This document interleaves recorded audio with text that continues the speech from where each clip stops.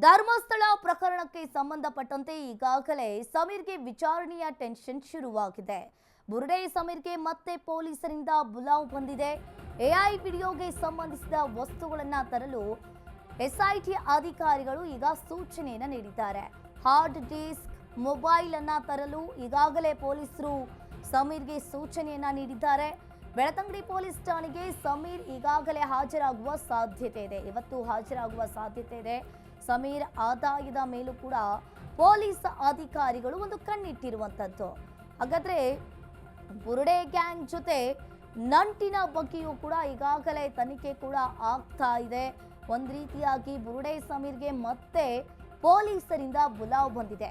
AI ವಿಡಿಯೋವನ್ನ ಮಾಡಿದ್ದಕ್ಕೆ ಏನೆಲ್ಲ ಬಳಸಿದ್ದಾನೆ ಅದನ್ನೆಲ್ಲ ತರೋದಕ್ಕೆ ಎಸ್ಐಟಿ ಅಧಿಕಾರಿಗಳು ಆತನಿಗೆ ಸೂಚನೆಯನ್ನ ನೀಡಿದ್ದಾರೆ.